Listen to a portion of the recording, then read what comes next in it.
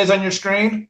Yep, but welcome to WhoDooTV. We got Josh joining us sideways right now, and it is another special event live with Outright Geekery and the GET Valiant Podcast. Today was a huge Valiant day. Harbinger Renegade number 5, part 1 of MASSACRE just hit the shelves.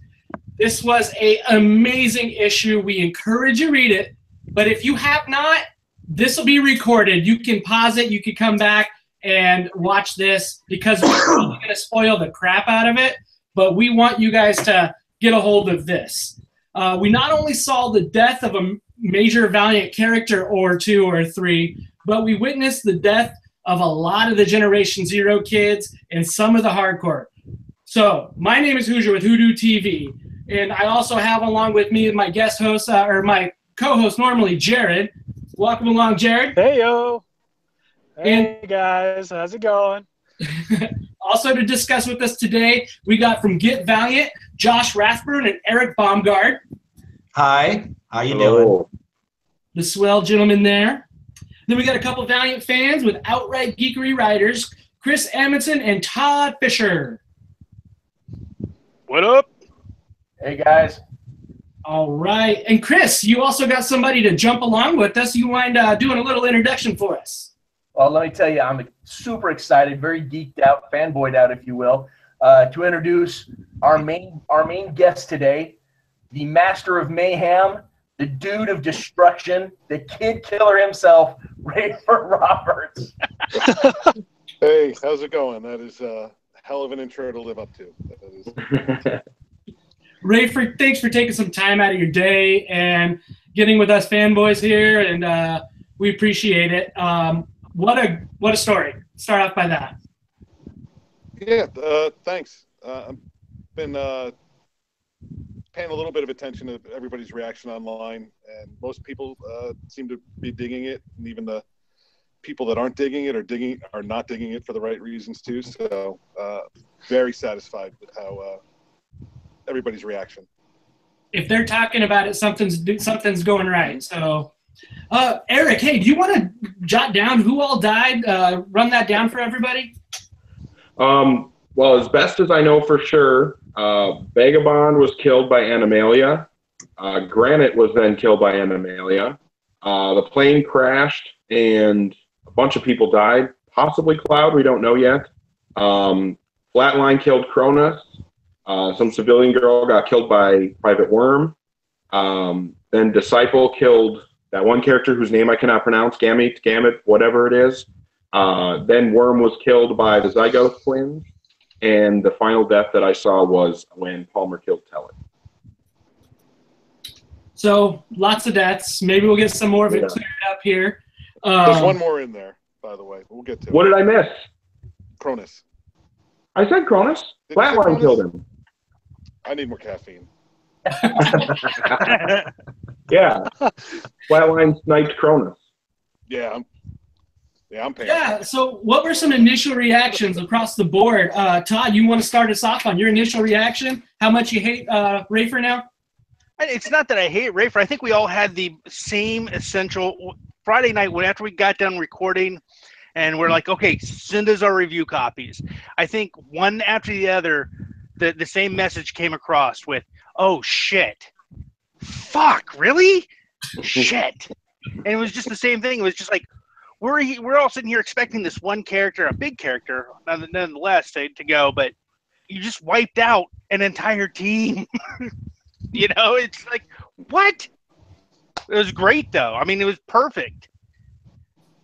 Yeah, I give a lot of credit to our marketing department, Hunter and Andrew and everybody there, with that slight bit of misdirection with the who is it that's going to die, when it turned out to be like 80% of both hardcore and Gen Zero, is probably the most nervous I've been with working with Valiant, that I would be the one to slip up and actually give it away. I think I almost did it once or twice at a convention or two, just talking too loudly in front of other people. So if there was any leaks, it probably came from me. But yeah, kudos to the marketing for that and setting it up. because that holy shit, that oh fuck really reaction is what we were all going for. Just wanted to for lack of a better term, just the shock and awe of this issue. Really just wanted to make it stick with the reader as much as the events are really going to be sticking with the rest of the characters and the rest of the heroes in the Valiant universe from this point forward. Yeah, that was awesome. So yeah, I think you definitely did it. We are all like giving messages back and forth, and then I told Todd my foot is in my mouth about Monica Jim, because slicing the throat, that was so gnarly, and then squeezing Vagabond's head, my favorite 2 parts. Yeah, I think Animalia is quickly becoming my favorite character. She is, yeah. amazing. Yes. I'm so glad to hear that. Yeah. Dude, Cthulhu needs to come back. I'm just saying. Oh, that was my favorite. I've been trying to get a Lovecraft creature in since actually ANA 1. I was trying to squeeze that in for my entire tenure here so far. There's a few other things I've been trying to squeeze in too that Warren keeps catching and telling me no. So the Cthulhu, it's off my bucket list now. I love that you did that. No, keep it on the bucket list, and just now it's just how many times. Not can you do it once, it's how many times. Well, there you go. There's a whole bevy of elder gods that we can go through and see if she. Josh, what was your quick reactions of it? You know, my first reaction, and Rafer kind of touched on it a bit, was just that misdirection, because we all looked for one person. All of us for months have been talking about what one character are we going to see die, and instead we saw a whole team get wiped out, basically, and the opposition also lost numbers too. So for me, my biggest takeaway was just that it was a massacre. I mean, it was more than just one person that died. There was heavy casualties. And, you know, it seems like there's even like quite a bit of civilian casualties when the plane crashes.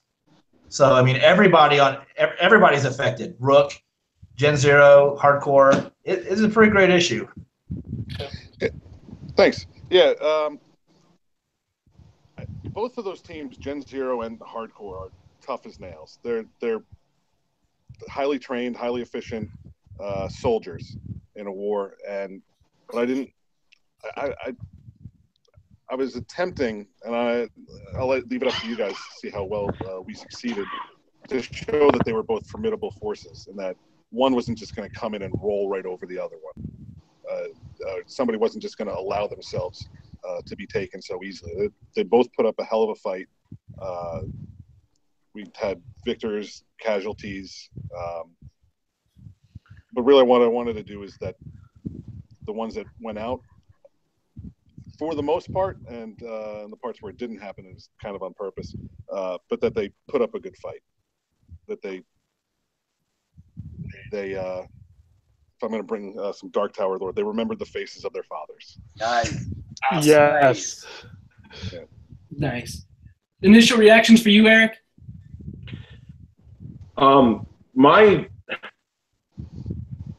This was a crazy experience reading this issue because there's been so much hype and so much buildup. I felt, and we talked about this a bit on the Get Valiant episode we just recorded. You know, it was from the first panel, from the first line of dialogue, I was like, oh shit, what's going to happen next? Oh, the first person they're talking about is Animalia. She the one that's going to die? What's going to happen? You know what I mean? Like, and then I you know, it's like, no, they're not going to kill him right on the first page. And, you know, just going through panel to panel, page to page, it was a very intense reading experience, and I think everything paid off really, really well. The issue was paced extremely well. I have been critical of Darick's art in the past. Not that he's a bad artist, but it's not my favorite, but I think he knocked this one out of the park. I think just all around, this is a really, really well done issue. I was, very happy with it. There's not really a whole lot more to say.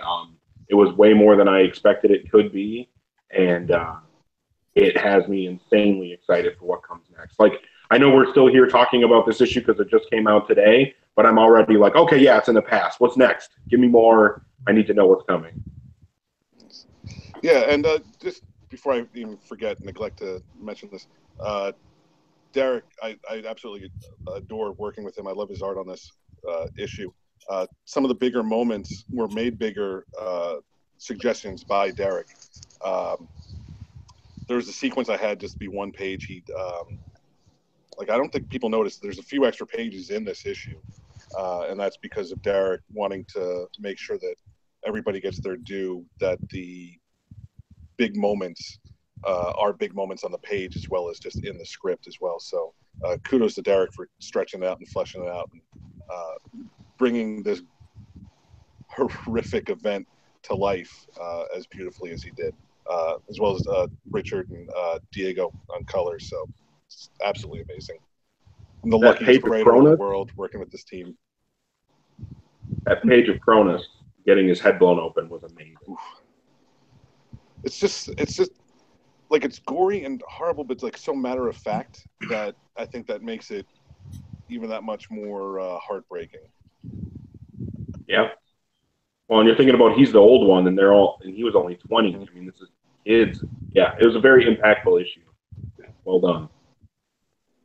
Jared, what were your initial thoughts on it? Intense.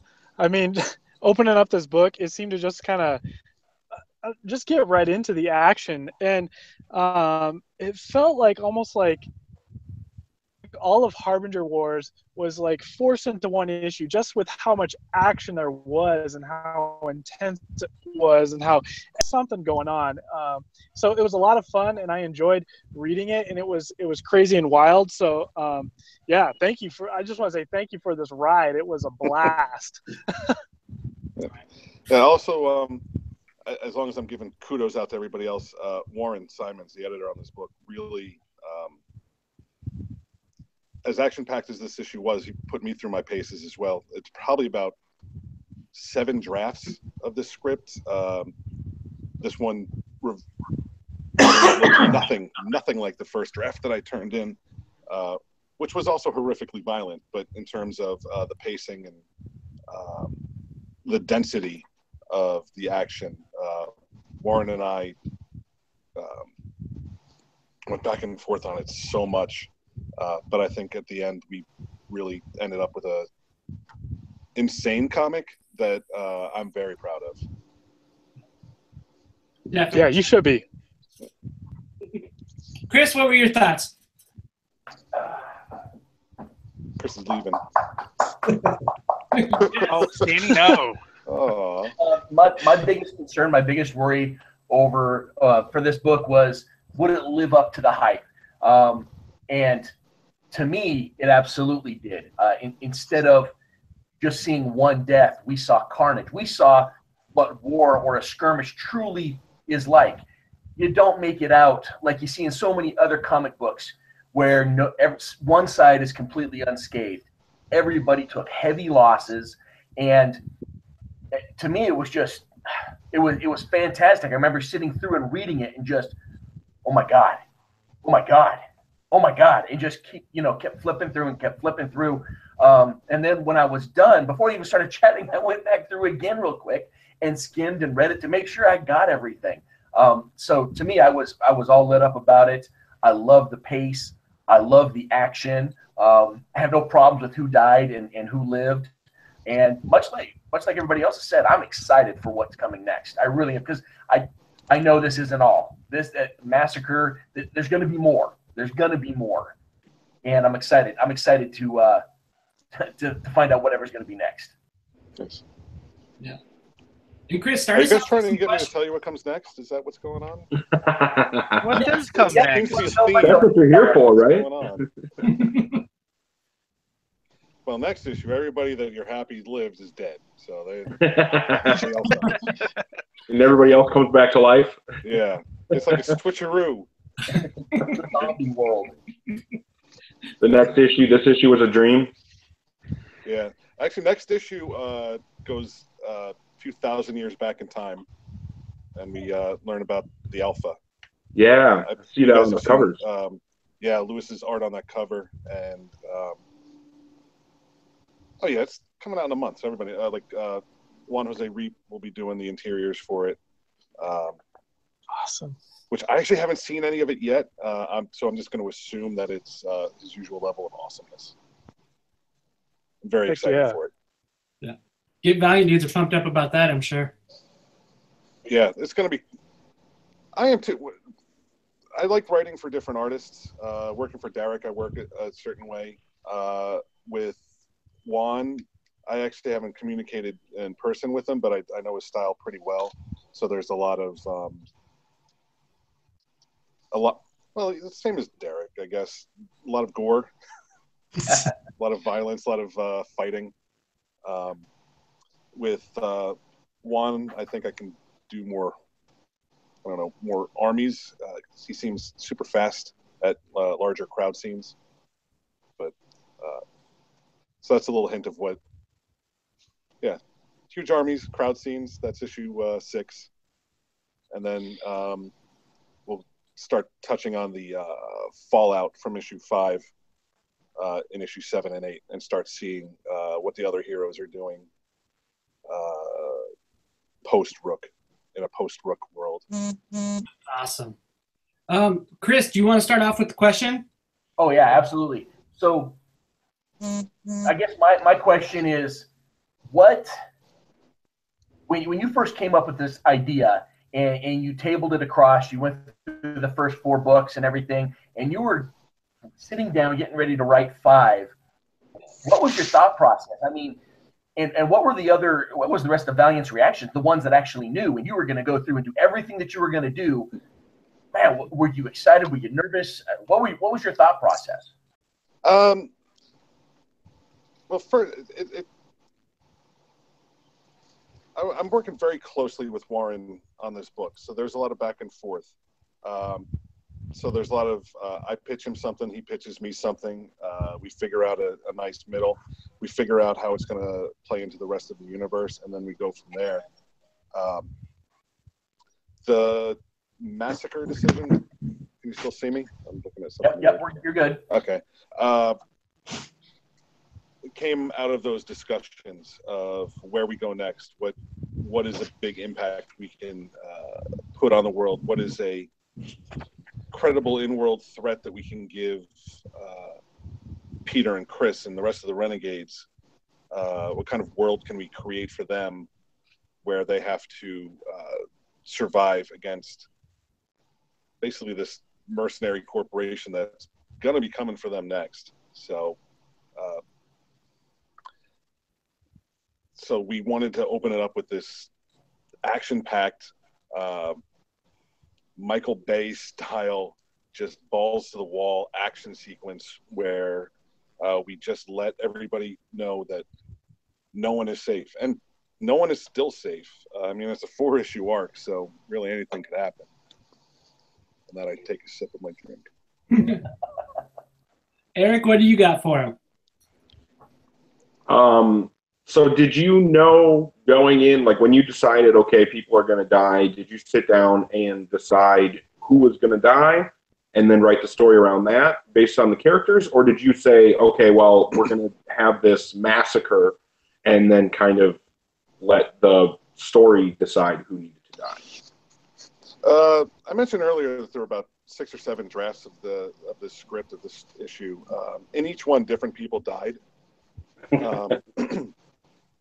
I think there was, I mean, I don't want to talk about previous things because then it's like what ifs and all that, but it did come about by story.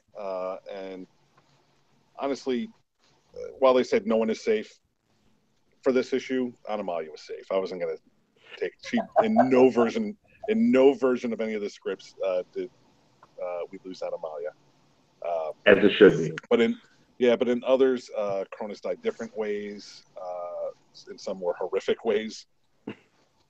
I think there was one version of the script, I turned it in, Warren called me and called me a psychopath at some point because it was so horrific. So this is actually toned down from an earlier version. Yes. But even in every draft of the script, it was going to be hardcore versus Gen Zero in this, and just who made it out and who did change based on which version of the script, what tone we were going for.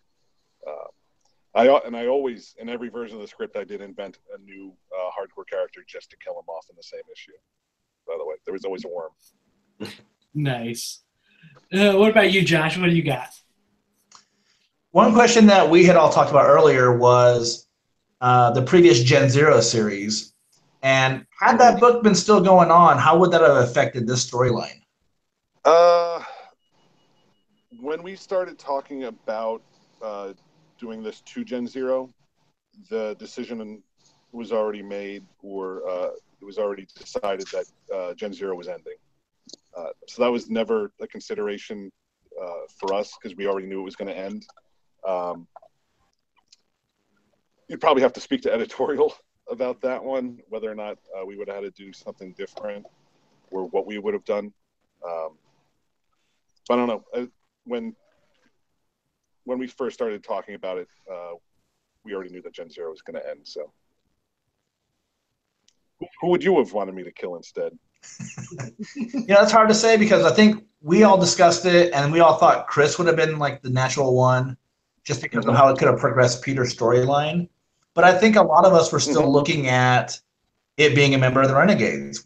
I think a lot of us didn't have that opportunity to really look far enough back at the entire landscape to make a rational call about who could really be. We all just thought about who would affect the main team in that regard. Okay. Also, don't kill Chris. Yeah. Yeah, I think you'll start noticing that more and more people might be joining the Renegades in the future too. So the potential for future casualties is getting larger as well. That's really all I can say about that. I know, Todd, you had a question for Rafer. Okay, actually, 2 questions. First part, Okay. What is the difference between jelly and jam? This is a family podcast, right? I can't answer that. So actually, I just wanted to get a kind of a response from a quote. Friday night after I got done reading, I was speaking with Dinesh, and this is kind of what he told me. Let me read you the quote. When the final script draft came in, I did a pause to think to myself, we could stop this. Warren and I even talked about that being a point of no return. The last chance to save Generation Zero. But in the OG Valiant tradition, we decided that it was in fact our duty to use our powers to make sure that no one wavered. So my question is, was there any wavering? Was there anyone within the offices who they knew their favorite character was gone that was coming to you and saying, Rafer, come on, save Cronus? I love that quote from Dinesh. I'll tell you why. It's because I think it was Emerald City earlier this year, and we were talking about up on stage the MASSACRE, and we were still even then ironing out who lives and who dies, and Dinesh would lean over and whisper in my ear, "Kill them all." So I'm fascinated to hear what he's telling others, that he had possible feelings of compassion or regret when I was getting different marching orders. Man, I just want that as a gift now. More people than I thought I was allowed to, honestly.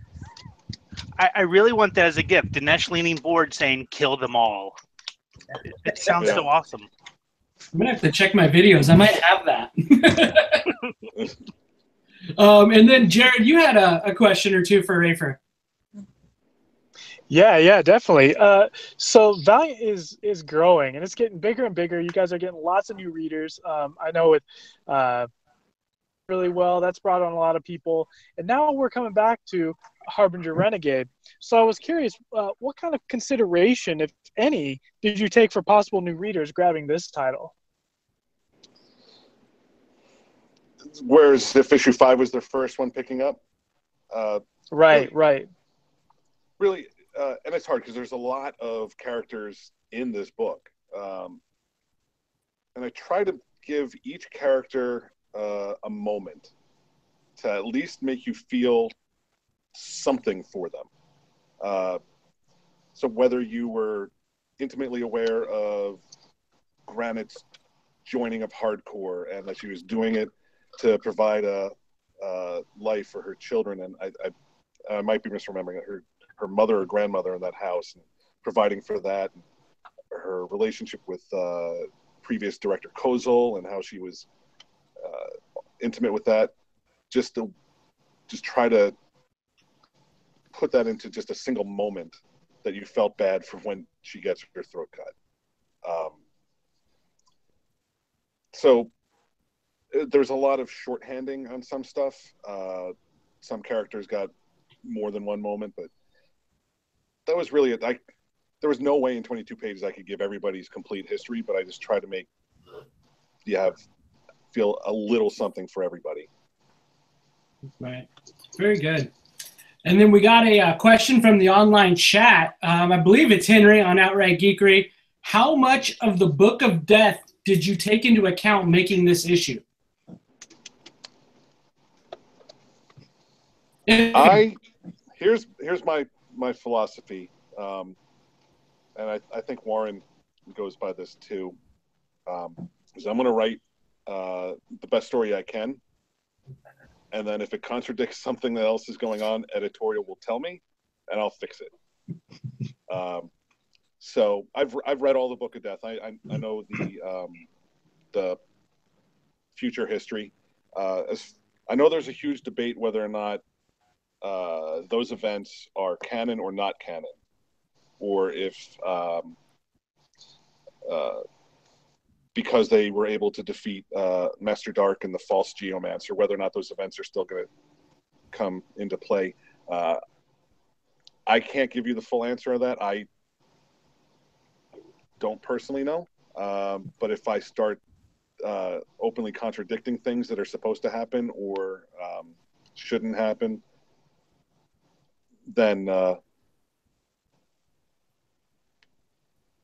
going to call them my bosses. Really, we're all part of a team. They'll let me know, and they'll ask me to change stuff.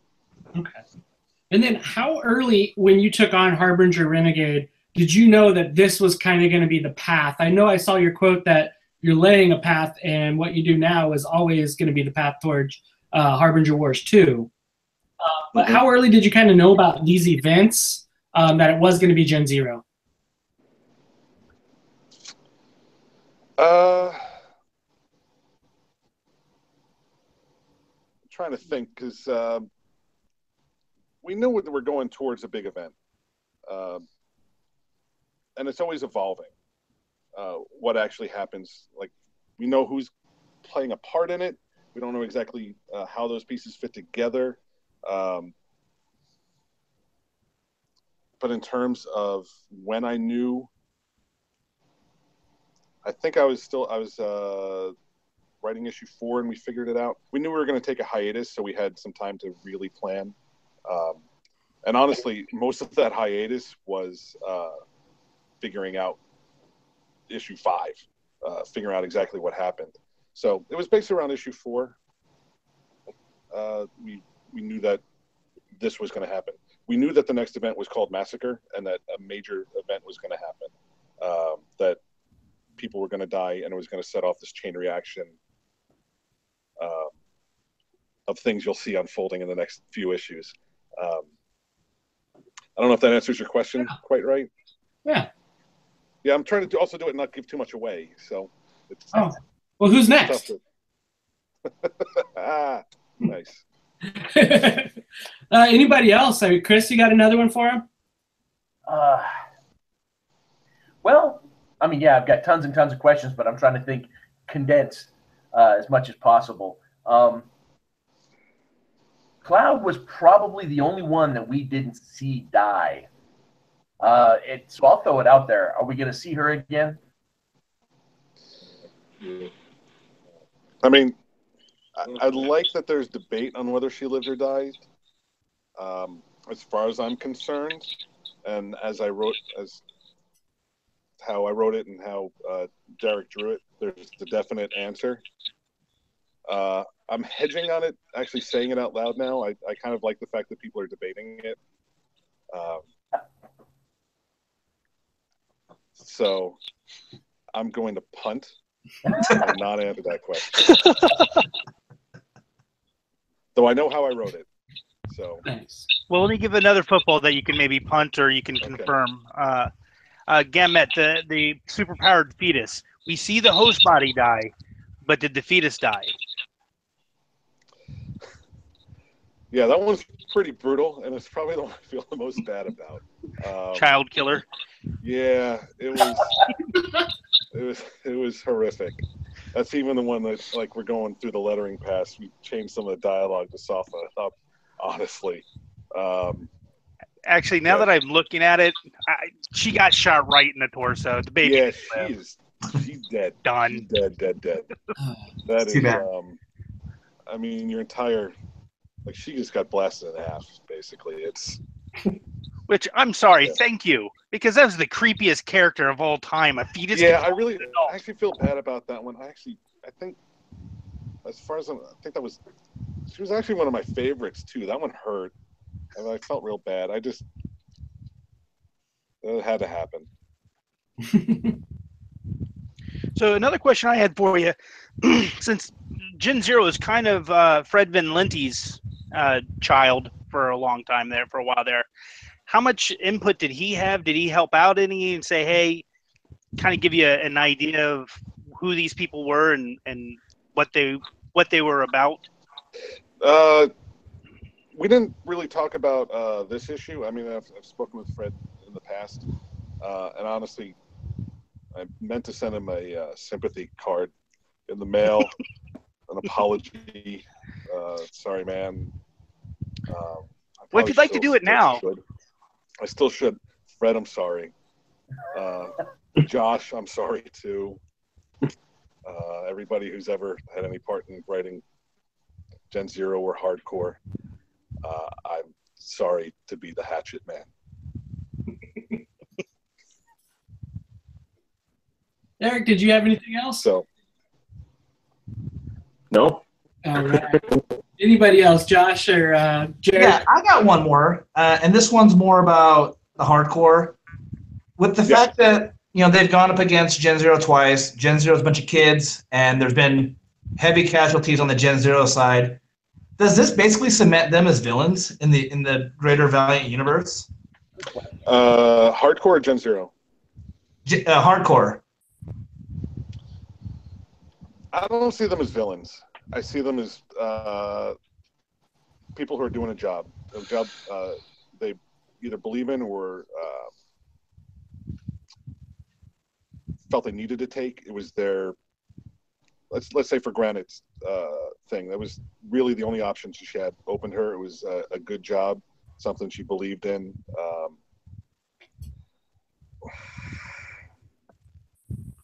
I think what we're trying to put across, and I don't like talking about messages so much, but at least in issue 5, I really tried to play it. We also tried to play it that it wasn't good guys versus bad guys.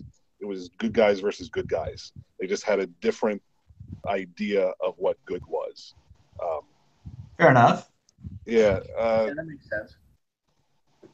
So I think you're going to see that a lot more as we get towards Harbinger Wars, is that it's something that Valiant does really well with all of their characters, is that you can, whether you agree with somebody or disagree with somebody or one of the characters, is that you can at least understand their viewpoint.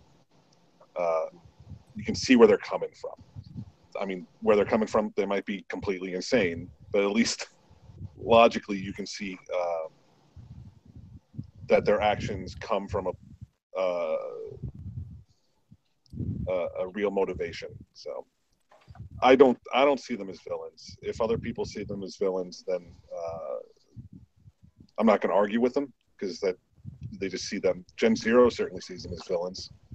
Hardcore sees Gen Zero as villains, but to me, they're both just diametrically opposed people trying to survive in a world that is bigger than both of them. Yeah, I enjoy that point of view. And then, so what's coming up next with Massacre? Are we going to see everybody that was on that wraparound cover that Miko did that was on the end of number 4?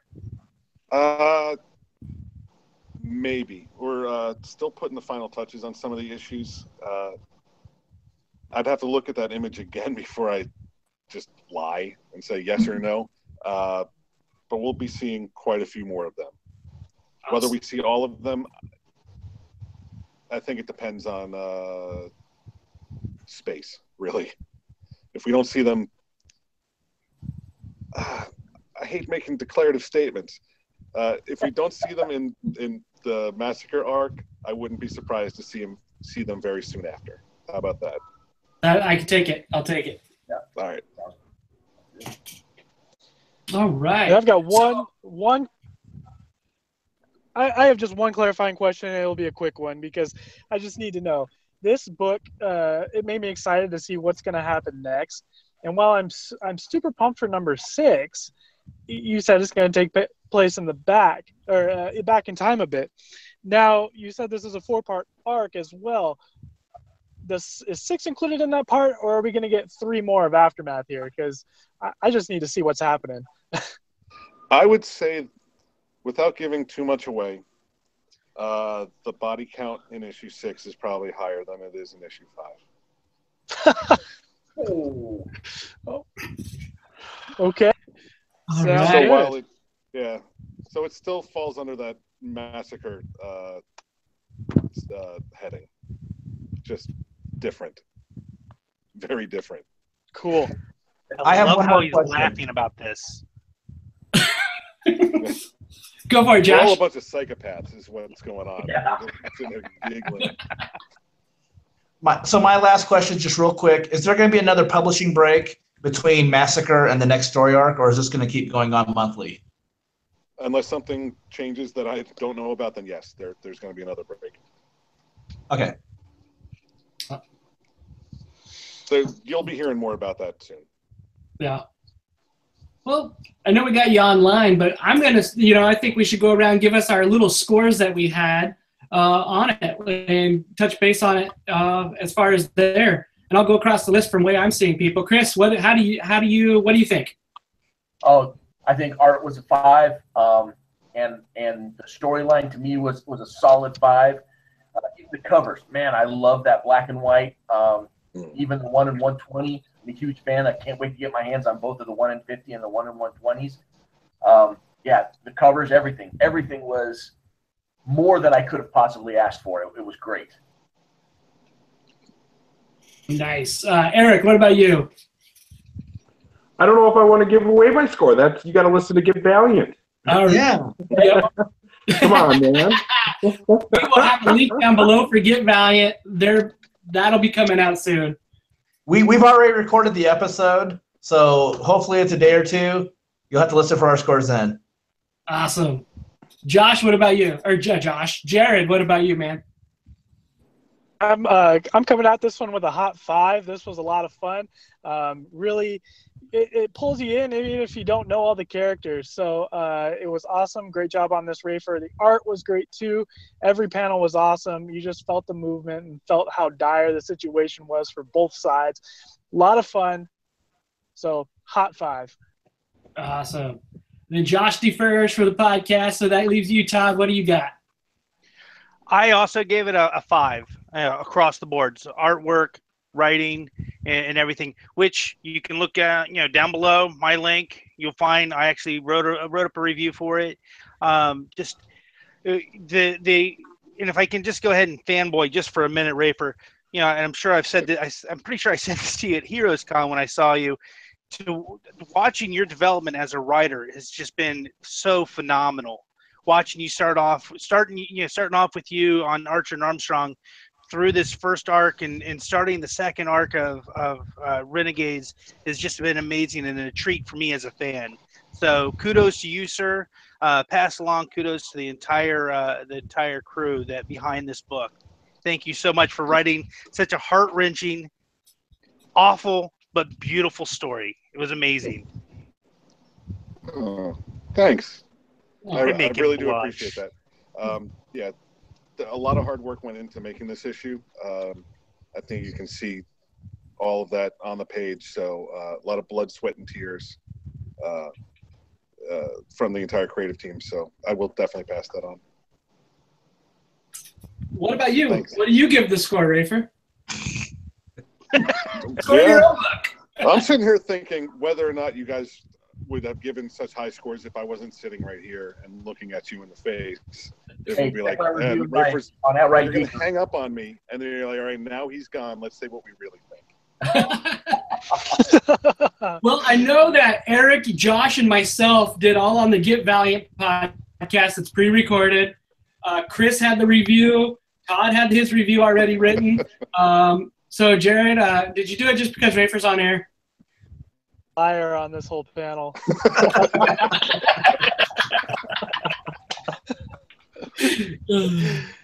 And then outright geekery, Henry says 5 for him too. So, yeah, all around great issue. I love it. I've been a huge fan of DARICK ROBERTSON's The Boys. I love The Boys, and I got a big Boys vibe out of it, and it was what I came to expect. I applaud you. I know that you were given the Renegades when they were everywhere, and you found a way to bring them all together, number 4, that wasn't forced. And then we got just a great issue here, and I was so excited to get off work today, run down, pick up the book to have a physical copy. Great job. Thanks. Really do appreciate it. Yeah. So much. Like, this issue's been so long in the making that it's finally coming out and being able to see everybody's reactions. For lack of a more classy term, I can finally unclench. I can breathe. I can actually go about working on the next issues. Just to stop being so worried about what everybody's going to think. I'm gonna worry about the next issue now, but I can stop worrying about this one for a while. That's awesome. Thank you very much. Well, we were really happy to have you on. Is there anything else that you'd like to share with us? Spoilers? Anything? Oh, hey, Rafer, where's your next couple of cons that you're going to be at? Good question. Oh, yes. This upcoming Saturday, I'll be doing a store signing in Gettysburg at Four Corners Comics, Gettysburg, PA. Yeah, after that, what is this? This is July. Yeah, I don't have anything again until September. I'll be at Baltimore Comic-Con, and then I'll be at Small Press Expo, which is in Bethesda, just outside DC. And I'll be at New York Comic-Con sometime in October. I forget when that is. I should probably look that up. I should probably get ready for it now. And if you see Rafer at a con, make sure you hit him up for commissions. He does fantastic work. Yeah, I love doing those too. I get every time they put out a new blank cover that I wrote, I make sure to get Valiant to send me a ton of them because they're so much fun to deface. The secret is to get in early. I found out with my mech major. Yeah, get in early. One, he can throw more detail. Yeah, if you had hit me up with that one later in the day, half those wires wouldn't be there. Because even then, I was halfway through, and people are like, "What are you doing?" I was like, "Oh, I don't know. I started on this. I gotta keep going." Yeah, that one is good. I'm pretty proud of that one. Yeah, Chris, share yours too. That thing is awesome. Sure, yeah. Oh man. Solomon, yeah, the other thing people can do is show up in my hometown and drop them off at my local comic store, and then I'll draw them at home. So you do that, or you can. Yeah, I mean, I let people send them to me ahead of time. So if you want to make sure to get one, and you don't feel like waiting in line, you can send it to me at home. Nice. And they can follow you at Plastic Farm on Twitter. Any other ways somebody get a hold of you? Well, my main website's also just plasticfarm.com. Instagram, Plastic Farm. Basically, if there's a social media thing, I'm Plastic Farm on it. Facebook, I think, is the same thing, though it's like Rafer.Roberts for my comic book page. Awesome. And then one question we like to ask the creators is, what are you reading? Well, I mean, I've basically been reading all the other Valiant titles, looking for the next kill. No, I'm kidding. That's a horrible joke. I feel bad about that one. But I am reading all the other Valiant stuff. I've been reading the one I say all the time, Stray Bullets. I absolutely love that. Dave Lapham one of the OG Valiant guys. Shade the Changing Girl, I'm really enjoying. The funny thing is, the more comics I write, the less time I have to read them. So I've been reading a lot of older stuff too, like 70s and 80s, just stuff I can pick up one issue and read it and put it back down, because my ability to follow longer storylines is at an all-time low. So a lot of trades and collections, a lot of friends stuff. This book called Kenkor that's really good. It's really creepy. I wish I could draw like that guy. That's, once you see it, you'll understand what I mean by that. All right. Yeah, I'll check that out. Yeah. And we definitely want to thank Rafer for getting online. Make sure you're following him on Twitter. Check out his websites. Check out, again, the Bald Moose has his reviews at Outright Geekery. There's a link below. Also, with Todd, also has his link below with Outright Geekery reviews there as well. The Get Valiant Podcast guys, they're on, and there is a link with them. Definitely check those guys out. Get caught up with comics. Check out. They're awesome. Link below. And then you got me and Jared here at WhoDooTV. Follow us at WhoDooTV. We appreciate it, and we're thankful that anybody joined with us. And put your comments down below if you got any questions. We'd like to get a hold of you and answer them. So we appreciate everything. And again, Rafer, hats off. Great book. Thank you for jumping on. Cool. Thanks for having me. This is a lot of fun.